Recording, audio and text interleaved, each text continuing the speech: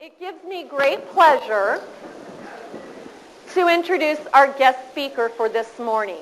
Every now and then in your life, you meet someone and you say, this person has got that something extra special. And it's because he's dedicated his life to helping people find purpose in their life and for also sharing the importance of serving others. And he's done this in many ways. He's done this through his ministry. He's done this through his inspirational, motivational speaking. He spent time in college working with kids who were in juvenile detention and helping them find purpose in life. And he does it exceedingly well. And it's my pleasure to introduce Mr. William O'Neill. Thank you. Before I get started, can we just give our senior leadership of this wonderful organization a round of applause?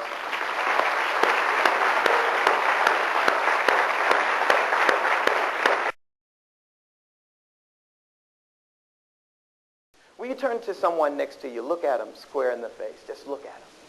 Look at them. Yes.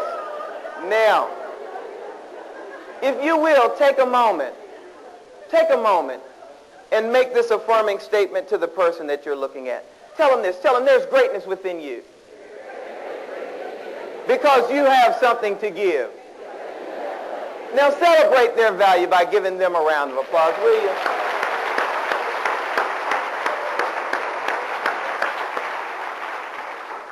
You know, Dr. Martin Luther King was one who gave a definition of greatness. He said, I want to redefine greatness for you today, and I may not quote it exactly, but he said, the person that is the greatest among you is the person that's willing to serve others. And every one of us, we discover our true greatness in life when we are willing to develop our talents, willing to develop those propensities, those interests that we have, and offer them in service to those that are around us. And then that's where we'll find true greatness. I would encourage you all, never take for granted the mission that we have here. I'm going to share with you in just a second, and it won't take me long because as a speaker, I never like to compete with food. I cannot win that battle. But we are here to enhance the lives of children. I had the privilege of spending about 3 days with a very reputable hotel chain. Many of you all may be aware of them. But this reputable hotel chain makes it a point to make sure that their mission is mentioned every single day. In staff meetings, their mission is mentioned. Because, see, I believe that purpose is a greater motivator than money. Don't get me wrong, I like some money now. But purpose is an even greater motivator than money.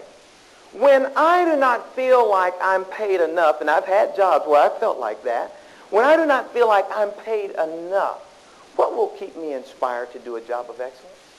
It's my sense of purpose. But on the other hand, if I amass more money than I ever thought possible in my lifetime, what then would inspire me to do a job of excellence? It will again be my sense of purpose. I give that to you as leaders to continue to help your employees to stay connected to a sense of purpose. And then they won't feel like that I'm just coming here making widgets. After a while, making widgets gets old. Making cash gets old. And then even the child that is moving too much at the end of my day while I'm trying to take this blood, it gets old to me. Be still, child. It's been a long day. But if we can stay connected to that sense of purpose, our life will have meaning. There was a author by the name of Viktor Frankl. He was one of the gentlemen held hostage in the concentration camps of Hitler, and he wrote a book, Man's Search for Meaning. And he said that anyone can endure any what or how when they know the why. So we can help connect our employees to the why, then we'll be able to help them to stay inspired around the purpose and the passion. Enthusiasm is contagious. If you can maintain your enthusiasm, then other things will just come to you. I heard I read what one speaker said, or one author said. He said, if you can give your children nothing else, give them enthusiasm. I heard another, or read where another writer or author wrote, he said that if you catch on fire with enthusiasm, people will come from miles around, if for nothing else, just to watch you burn.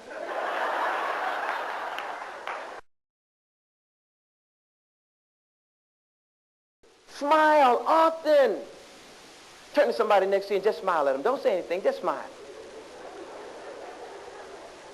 A smile. And I'm going to encourage you as leaders, smile. Smile. You'll be surprised. Your staff members take cues from you. When I go home, I have two children, William Bruce O'Neill II, my baby boy, and Kennedy Alexandria. And when I come out of that garage, headed into the house, I purpose to smile. Because I know that as the leader of my home, I have the ability to create the atmosphere in my home. And I'll smile and I'll walk in the door and I'll say, "Big wheel, Kenny Winnie," and they're just all over me. And when I talk to my wife, regardless of how I'm feeling, I try to put a smile in my voice when I call her at least once a day. "Hey, baby, how are you doing?" Because it's important that we realize as leaders, people take their cues from us. Many times what happens to leaders is we fall to being a thermometer rather than being a thermostat. A thermometer takes the temperature and only gives a reading of what's there. A thermostat has the ability to change the temperature in the room. Turn to the person next to you and say, "I'm a thermostat."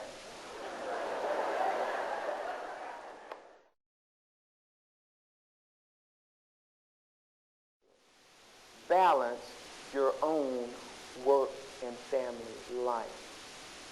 This organization is setting us up so that we have the infrastructure where we can do this. Do this for yourself. No one else can do it for you. It's important that you balance your own work and family life. Can I share something with you? This might be harsh, but do you know if you fail to balance your life that you will subject yourself to stress that you were not created to handle? This is something that I learned being such a human services-oriented person. I'm responsible to people, not for them. I'm responsible to being the best I can be when I'm serving you. But I'm not responsible for you. When I go home, I rarely think about you.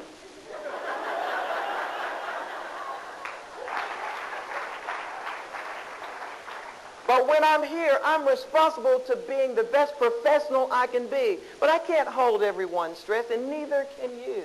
Now, I'm going to tell this last story, and then I'm out of here. I served in the U.S. Navy Reserve. That's part of how I paid for my college education. And when I was going to basic training, I flew for the first time. This was my first air flight. And I heard that air flight attendant say something that was very disturbing to me. When I got on that plane, she did her fingers like this, and then she started pointing at stuff, talking about if the plane goes down. However, she said, if the cabin pressure in this airplane is lowered, what will happen is there will be oxygen mask that will drop from the ceiling. What I want you to do is to don your mask and then breathe normally. Now, that's the problem. Plane going down, breathe normally, that doesn't go together, you know. However, that was not the most disturbing part. The most disturbing part, she said, was, if you are traveling with a small child, what I want you to do is to don your mask first. And in my mind, I said to myself, that is the most insensitive thing I have ever heard anyone say. But by the time that plane landed that day, I realized the value in what she was saying. And it came to me that a dead man can help no one.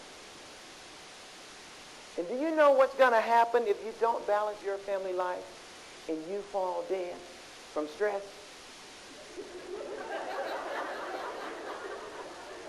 We're going to fill your job.